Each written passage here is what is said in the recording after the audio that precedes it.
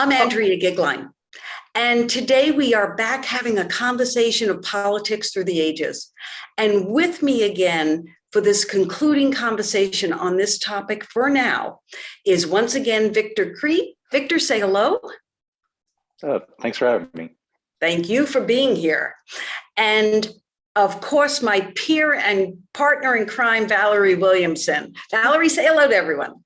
Hello, thank you for inviting me back to discuss this intriguing subject. Yeah, well, thank you. And, so what is the subject? What have we been trying to do? Over the course of this very short period of time in these very short conversations, my hope was actually just to have a normal conversation, like, oh, there is politics. Now, clearly, Victor and Valerie and I, regardless of the generations between us, we have an alignment on the way we think, and that's lovely. But it is also a way just to showcase that, in fact, politics and the topics that we covered, like voting, like why do you get involved? These are very important topics. And today we want to kind of take the conversation to okay, this is lovely, but what are you willing to do as individuals? What are we willing to do? What's our hope of how it, if politics gets better, what does it look like for each of us? And then secondarily, when it's better, or it's going to get better because we individually are willing to do X, Y, Z. So let's start with just the first question. And I want to start with you, Victor, first. So for you, what do you want to see get better within political discourse and politics in general in the United States as a young person? As far as political discourse, so I think everyone's kind of at the point where we want to see better conversations facilitated.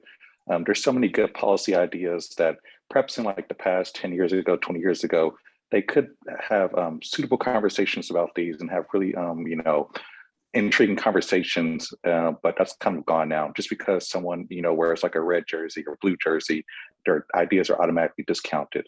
Mm-hmm. So just sort of getting back to a point where you can actually critique each other's ideas and actually get to a point where progressive ideas, in the sense that it's actually going to move the country forward in some type of a good way, whether that's resources or equitable distribution, something along those lines actually gets talked about and actually gets pushed forward.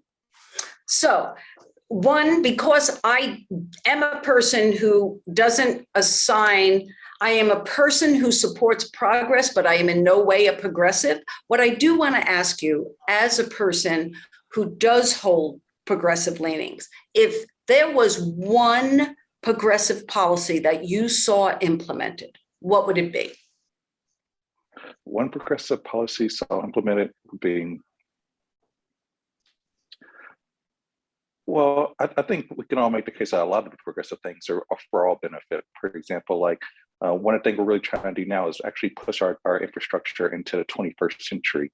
Mm-hmm. And that's going to be the main thing, because that at a baseline for everyone, yes, whatever generation you come from, and especially the younger generations who are trying to figure out, okay, we're going to be the ones suffering from the effects of climate change, and how that's going to change the world economy and how that's going to change so many things kind of going forward. So I think at a bare minimum, that's something that we can sort of all agree on. It doesn't have to be sort of like ideological around sort of like our social attitudes about human dynamics or things like that, or just sort of the baseline. Or Medicare for all, my particular saw point. Yeah.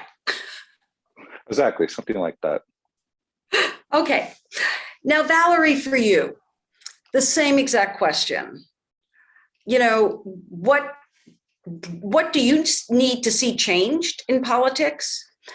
And then if you had one thing that you're really devoted to seeing change, what would it be? Well, for me, I believe that we need to get back to basics. And I'm sure you've heard that before in classrooms, et cetera, getting back to basics. And what I mean by that is having a civil conversation about topics that are realistic for everyone, not getting in a corner and saying, this is my ball, and if you won't play, I'm taking it home with me. But really have an open, honest conversation, understanding that you can agree to disagree, but have it in a civil manner, have it about substantive things, not personal leanings or whatever. So I think for me, I would like to see us get back to basics in terms of just communicating our needs and desires for our constituents in each party. Okay, I'm going to address that in a moment, but what I first want you to talk about, if there was one policy that you're really devoted to that would get moved ahead, what would it be? The voting rights policy. That's when I can agree. Agree on. And I am, as we spoke the other day about technology, like I've got a retina, you're going to know who I am. There is a way. When all of my passwords on my computer now, I have a new Mac book, and it's through my thumbprint.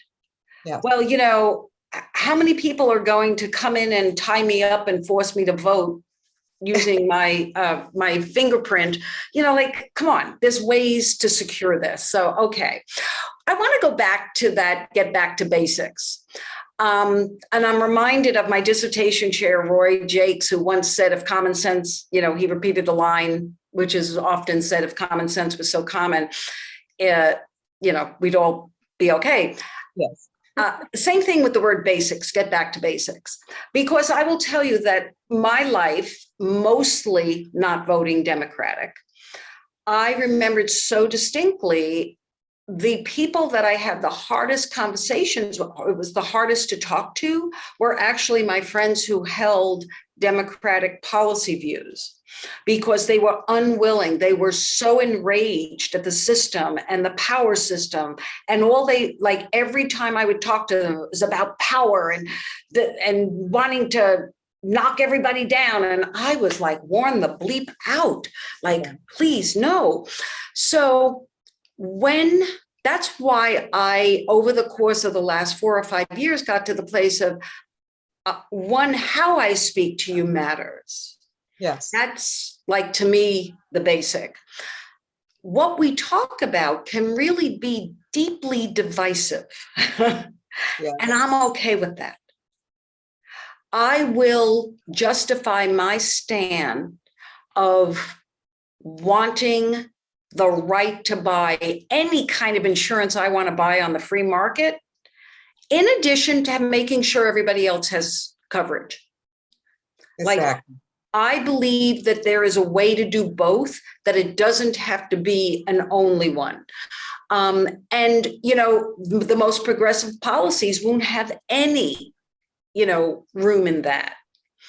The other thing that I encountered, and I'm still, I think I came out the same place a lot of the people in the Lincoln Project came out, where what they had noticed was that today I can have hard conversations with my progressive leaning Democratic friends. I can have almost no conversations with my friends who have voted, particularly who didn't just vote Republican, but who have a strong belief in our former president. There is a line where I admit it, I'm just not that good. I can understand why they voted initially. To have support today is challenging for me. I think it is for a lot of individuals. There's in our circle, yeah. Exactly. And Victor, so let's enlighten Valerie and I. We don't sit in the same bars that you do. And maybe you don't sit in any bars either, but you get what I mean. You're most of the time you're not hanging around with Valerie and I, you're hanging around with your peers.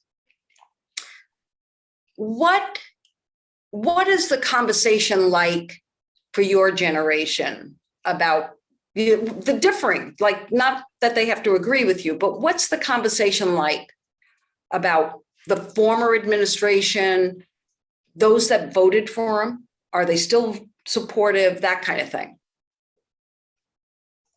So the individuals I talk to who identify as conservatives, like young conservatives in America.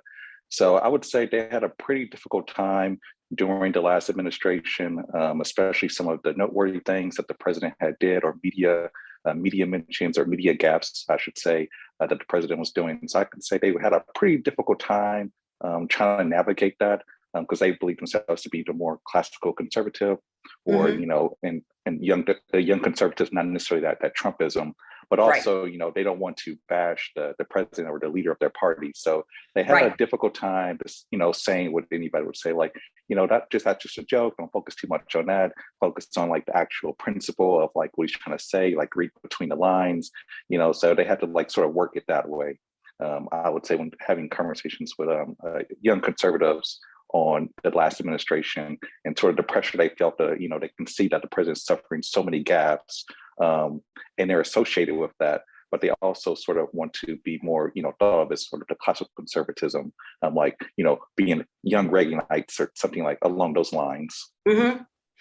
And that bringing up Reagan really is an interesting thing, because today I do my best to listen to Russell Brand every so often. Valerie, do you know who Russell is? Yes, I do. So he's hard for me, and most of the time I don't make it through, but because so many of my young friends do listen to him, I try to step in every so often. And today's conversation was about Hunter Biden and the cover up and the computer. And, he's showing that everything is, that Hunter Biden did all of these things. And I stepped back and thought, I really couldn't care less if, Hunter Biden gets arrested for something. Like, he's an American citizen. And if he did something wrong, I don't care. I don't associate his father and his father's administration with him the same way that I believe Reaganites who, hold Ronald Reagan up as the original Christian right, who, Ron Reagan is the head of the atheist party and is the spokesperson for the atheist party. So why should a child have to have the same views of the parent or vice versa? And why would a 40-year-old, a parent, I guess I'm talking as a parent here, like, why would I be held responsible for my kids' actions unless there was evidence that I definitely did something wrong?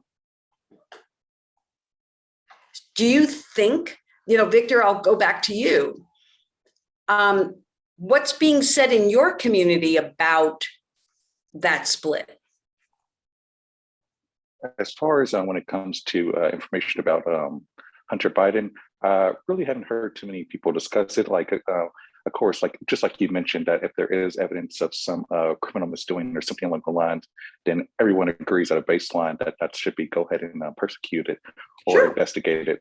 But as far as like conversation, not too much. I always personally got the impression that it was the last administration, because the family was such a close knit in the sort of like the political theater or whatever, that they sort of put themselves out there in a way that Hunter Biden was sort of doing his thing behind the scenes, separate from his father.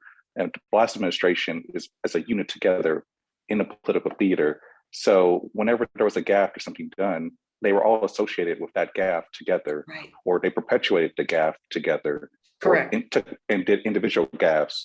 And so because of that, perhaps conservatives feel that, they need something to like, okay, we've been targeted because of this, we need to target you. So kind of like a back and forth, like just we did it, you did it too kind of situation. Right. And Valerie, what about you? Well, as you were talking, I think of something my grandmother said, and that was, what does that have to do with the price of tea in China? Mm-hmm. Okay, meaning that it's all distraction. It has nothing to do with the policies of the administration that is in the office at this time or in the past. for the prior administration. So why there is this effort to connect relatives that have nothing to do with policy or procedure within the government is beyond me. Yeah. It doesn't mean a thing to me. So I haven't heard a lot about it, but even if I did, to your point, the law or whatever investigation will go forward. If that individual is found to have done something wrong, I presume he'll be held accountable. Right. But again, it has nothing to do with the Biden administration and the policies and procedures that they're implementing. And I will also say, unless the evidence has something to do with the Biden administration, that's when I would care about it. If it's, I get worn out. One, because I'm not a person who wants to know about everybody's life. And I definitely don't want to be held responsible for the actions of all of my relatives. That much I know. I think we can all agree on that one. I'll clean my own porch, as my mama used to say, but that's about as far as we'll go on that. I have a hard enough time keeping my own porch clean. I absolutely do not want. Well, there's another part of this conversation that I want to have. Like everybody else, we listen to 1,000 things and we have a million opinions. Yes. So, Valerie, this time I'll start with you. What are you willing to do? What boots on the ground things are you willing to do to see the changes that you want to see? I've been giving this a lot of thought. First of all, I'd like to say that I have been actively engaged in my community for, promoting voter registration, et cetera. And so one of the things that I've done, which I've shared with both you, Andrea, and Victor, is I've put together a very simplistic training deck that just walks individuals who may not have exposure to how the process works, or a reminder or a refresher for those individuals who do know, but maybe don't think about it often. And so one of the things that I feel that I can do to contribute is reach out to my community and give them information, give them resources that will empower them to make better decisions. Right. So that's really my driving effort right now. And I hope that in doing so, it will open doors to other efforts that can be done. But I think the main thing in all of our communication is to step back and think about how you can present information that resonates with an individual on a personal level. And if I can, for just a minute, I want to just talk about something that happened here in my neighborhood. As you know, in the winter months, we suffer from severe potholes all over our city, right? And these potholes are some of them are really dangerous, right? And so you find yourself either driving an obstacle course, or you inadvertently hit one and your rim is bent or whatever, or you almost have an accident or whatever. And I thought about that and I said, okay, so who's likely to get engaged with their local representative about these potholes, right? It would obviously be individuals that may have suffered some damage as a result of it. It may be individuals that are just tired of driving an obstacle course.